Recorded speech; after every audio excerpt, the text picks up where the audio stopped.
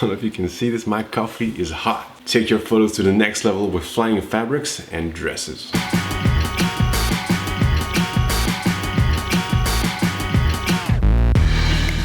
So yeah, I've been doing this for more than a year now, when I have time, not regularly, and when my clients were up to. So let's say that I'll be updating this video maybe at the end of this year or maybe next year, when I'll be a little bit more experienced and familiar with the process. It all started with normal dresses, floating, flying in the air, adding a little bit more dynamic to the image, a little more movement to a somehow, sometimes too static pose or movement, if that makes sense. So first with real dresses, and then we kind of created fake ones by just adding a piece of fabric that kind of matched the color of the model's outfit.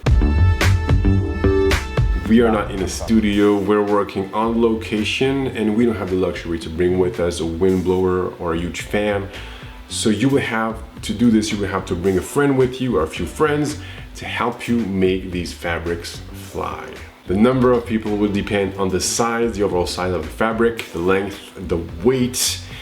So you might want to gather an entire team. So far, I've only used cotton-based fabrics, and when people ask me what kind, I don't really know as for now. I've used different types of fabrics so far, different lengths, different weights.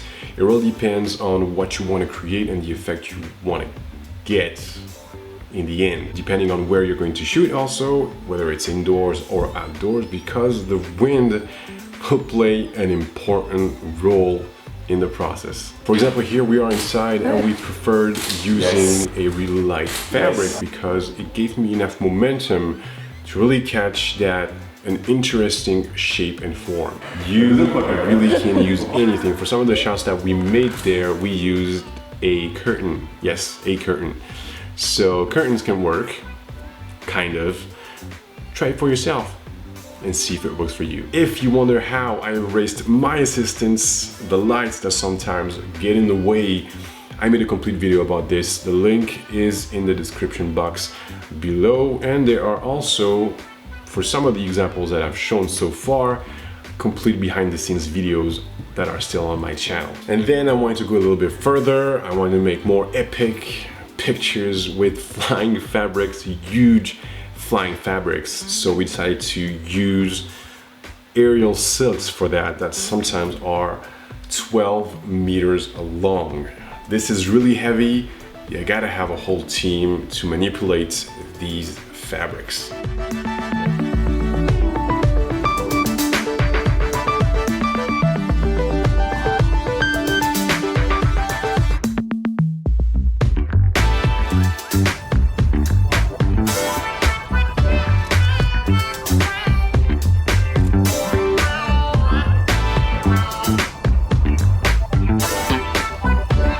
We tested, we tried, we failed. That's part of the fun.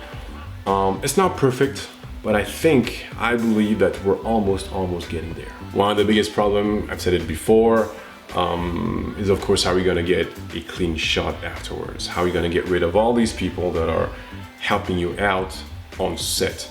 Do your best to have nothing in the way between your camera and your subjects. Have your assistants operate outside of the frame or near the edges. Same thing for your lights. And of course you gotta answer these two simple questions. What pose are you going to choose for your model? And how are you going to light your scene? You might consider backlighting your subject to help him or her stand out, to help the fabric stand out. Or you can also have one light for the fabric and one light for your subject, or have both lights on either sides of your model. That's an easy one.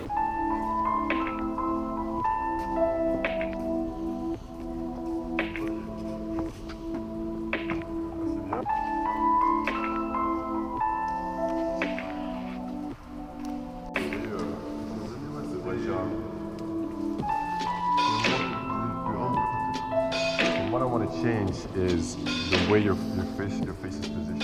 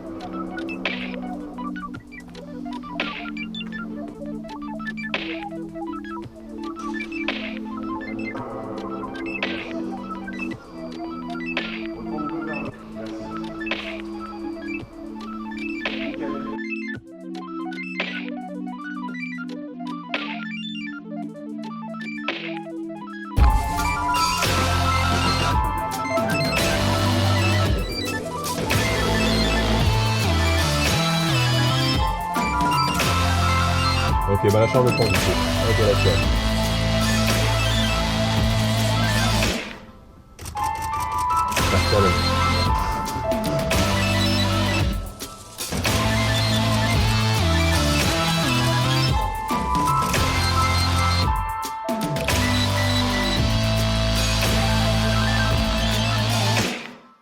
And of course, if you only have one light, you can still make these pictures. Just place your light above your head, above your camera, or camera right, or camera left, not too far on the side, because it's going to create a shadow on your fabric. The shadow of your model is going to fall on your fabric, might fall on your fabric. And depending on that, you know, be careful of these details. It might create a nasty, unsatisfying shadow. So the bigger the fabric, the more preparation is needed and necessary. Sketch things out if you can. Visit the location beforehand and take a few test shots. Think of multiple compositions that you might use the day of the shoot. Preparation is the key. For the pose, make it simple. I've made last week an entire video about this, so be sure to check that one out. The bigger the fabric, the more difficult it will be for your performer to stand still and to keep balance, especially if the fabric is attached to them. Again, the bigger the fabric, the smaller they will be in the frame. So really, you gotta make it clear. We gotta understand what's going on, so keep it simple. Another important thing, you will make multiple attempts, and that's okay. Make these multiple shots. Even if you nail it the first time, take a few more, because you might need them in post-production.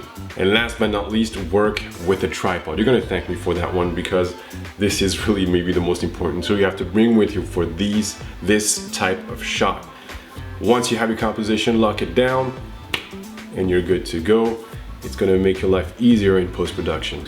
So basically, so far, this is how I do it. This might change in the future. If you guys are currently working on projects with fabrics, playing with fabrics on your photo shoots, please share with us in the comments below how you do it. Of course, when I have time, I'm trying my best to answer the questions you guys ask me in the comments below, or on Facebook and Instagram, Twitter, so join me there if you want to. I might share with you guys a little bit more of my future experiments, tests, experiences on this channel. So if you like my content, please share it and give it a little thumbs up.